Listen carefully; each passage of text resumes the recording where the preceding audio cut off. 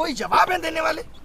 और शिक्षकों को आपको पता होगा बस में बिठा के घुमाया जा रहा है, दिल्ली भ्रमण करा रहे हैं। सेंटर चेंज हुए इधर उधर हुए, उस पर क्या कहना है उनका? हाँ, उनका ये कहना है, हमने बोला कि आप 5 ये ले लो, तो बोले ऐसा कुछ नहीं है, हम सिटी तो 10 दिन पहले बता देते हैं। और पता अपना एग्जाम्पल क्या कह रहे बाबूजी, मैं जब पेपर देने जाता था 3 साल सीजीएल भी निकाला मैंने, तो मैं स्लीपर भी नहीं मिलती थी, धक्के खा के जाता था। तो उनका ये है कि बच्चे भी धक्के खा के जाएं, फिर काय का डिजिटल इंडिया, फिर तुम देश को आगे ले गए हो, तुम आज से वही अब हो रहा है। रिपीटेड क्वेश्चन थे और जो एआई वाले इन लोगों ने मुद्दा उठाया था कि एआई से पेपर बनवा रहे हैं, उस पर उन्होंने बड़ा चलो कह रहे आपको पता है वर्जन पेपर दे रहे हैं हम, वर्जन पेपर है, ये सब थे, एग्जैक्ट शब्द बता रहा हूँ। कैसे? बोले वो अनटच है, उसको किसी ने टच नहीं किया है, क्वेश्चन को बिना टच किए बन गया। मैंने कहा एक एक पेपर में 5-5 सवाल गलत हो जाते हैं, पता है लोगों को, बड़े ध्यान से सुनना। मैंने कहा एक एक पेपर में 10-10 सवाल गलत हो जाते हैं। बोले पेपर अनटच है, किसी और को टच कराएंगे कि चेक कर लो एक बार तो गलत हो जाएगा, पेपर आउट होने के चांस है।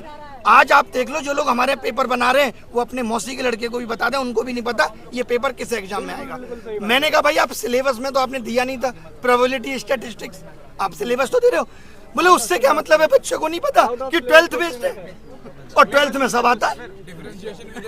तो मैंने कहा आप ये भी लिख दो कि भाई 12th बेस्ड है, एनसीईआरटी पूछेंगे तो बोले लिख देंगे, ये इनडायरेक्टली तो लिखा हुआ ही है। कुल मिला के उनको किसी बात के लिए इतना सा रिग्रेट नहीं है कि बच्चे परेशान है या एग्जाम सिस्टम खराब है। उनको लग रहा है हम भी धक्के खाते थे, तुम लोग भी धक्के खाओ, धक्के खा के कोई नौकरी तुम्हारे हिस्से में आ जाए तो अच्छी बात है, नहीं तो नहीं। किसी भी बात के लिए उनको कोई रिग्रेट या परेशानी इस बात से नहीं है, वो मजे में है पूरे। और ये सर आप पूरे देश के शिक्षकों को आंदोलन करने के लिए बुलाए थे, अब मिलने के लिए डीओपीटी से बुलाए थे सर। हमको लगता है कि देश के तमाम शिक्षक आए हैं, सारे शिक्षक लगभग आए हैं और इतनी संख्या शिक्षकों की थी।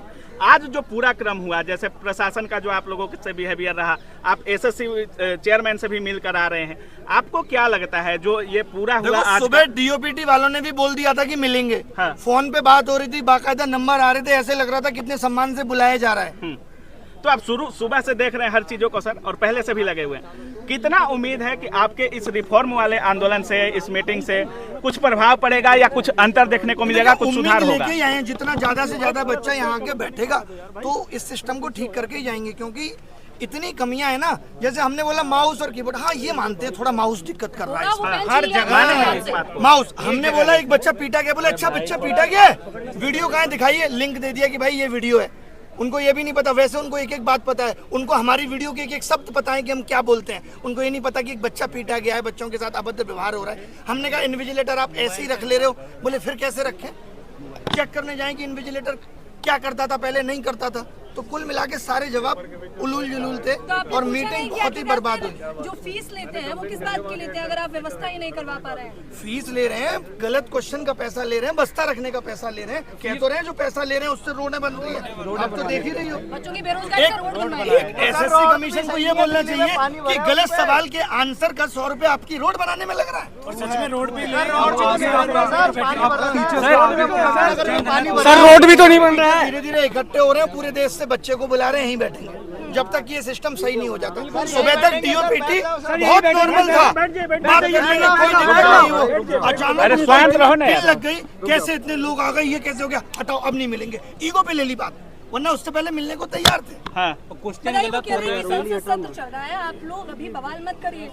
देखिए अभी संसद सत्र चलेगा, फिर 15 अगस्त आ जाएगा, उसके बाद दिवाली की छुट्टियां आ जाएंगी, फिर क्रिसमस आ जाएगा, फिर न्यू ईयर सेलिब्रेशन होगा, फिर मकर संक्रांति, फिर वैलेंटाइन डे, ये तो चलता ही रहेगा। समस्याओं का निदान होगा कब? उनका क्या होगा? ये सरकार की जिम्मेदारी नहीं है। सर जिनका लास्ट अटेम्प्ट है उनका क्या? लास्ट अटेम्प्ट पे मैंने पूछा कि आपके पास तो डीओपीटी से लेटर भी आ गया था, तो बोले उन्होंने यही तो कहा था कि इसको अग्रेसित करो, हमने कर दिया, रिजेक्ट कर दिया। अच्छा साहब बोले रिजेक्ट कर दिया। तो सर सीजीएल में होंगे क्या कुछ चेंजेस सर? कह रहे सीजीएल बहुत अच्छे से कराएंगे। सर कब?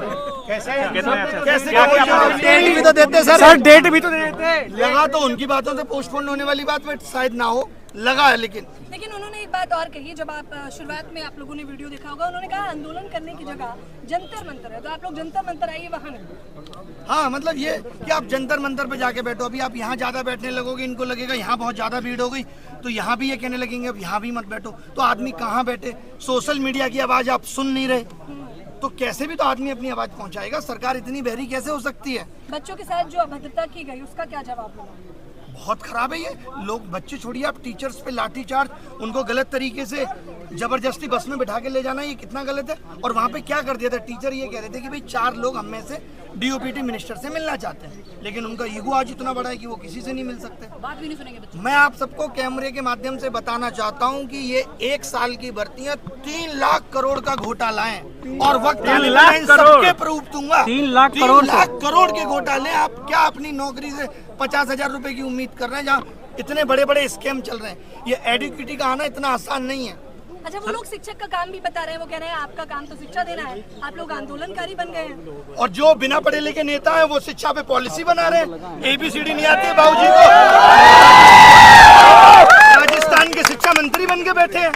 हम इनको शिक्षा पॉलिसी बनाने दें, एजुकेशन पॉलिसी बनाने को इनको दे दें, और शिक्षक बता नहीं सकता कि आपके सिस्टम में खामियां क्या है। ये तो दोगलापन है। हाँ, अगर वो गलती ही स्वीकार नहीं करेंगे तो आप क्या करने वाले हैं? आप खुद देखिए, 5 साल पहले बोला CET लेंगे, तब तक मनसाएं ठीक थी। CET लेने का मतलब ही साफ साफ ये था कि भाई कॉमन एंट्रेंस टेस्ट होगा, बच्चा एक बार फॉर्म भरेगा। इनको लगा ये तो गलत हो रहा है। रेलवे अलग से 500 करोड़ कमा के दे रहा है। आपको पता होगा, रेलवे में 500 रुपए फीस ले लेते हैं और कहते हैं 400 वापस करेंगे। कब वापस करेंगे ये नहीं पता है। 1 करोड़ लोगों की 400 रुपए फीस रख कर बैठे हैं। गलत सवाल पूछने पे 100 रुपए इसलिए लिए जाते हैं कि आप किसी सही सवाल को गलत ना बताएं, लेकिन अगर वो सवाल गलत ही है तो इनको 100 रुपए वो वापस करना चाहिए।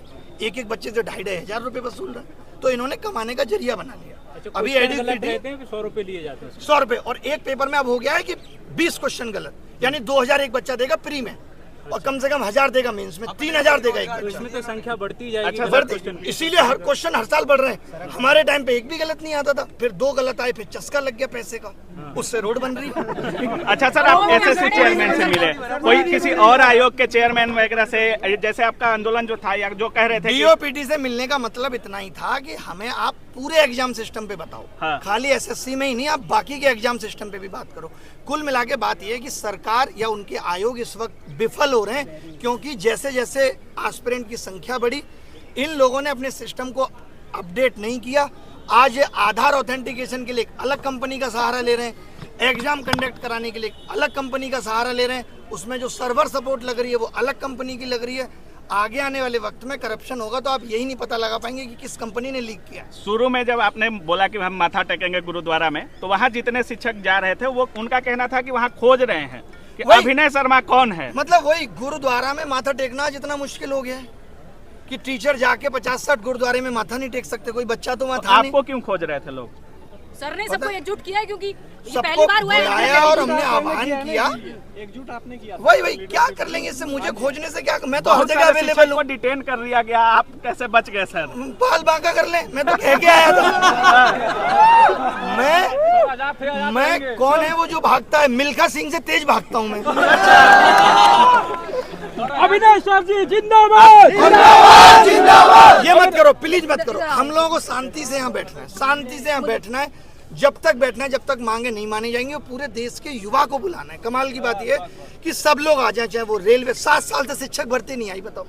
बेटा है देर की बातचीत में कहीं आपको लगा कि मतलब सर मोदी जी को ढीला करना है। मिला है? कहीं नहीं, कोई भी ऐसा आश्वासन नहीं था जो ठीक मिला है। टोटल इलॉजिकल थी। उनको अपना बताना था हम 16 घंटे काम कर रहे हैं, 8 घंटे सो रहे हैं। फिर ध्यान में आया उनको, नहीं 2 घंटे तो और भी कुछ कर रहे हैं। फिर बोले 14 घंटे काम कर रहे हैं।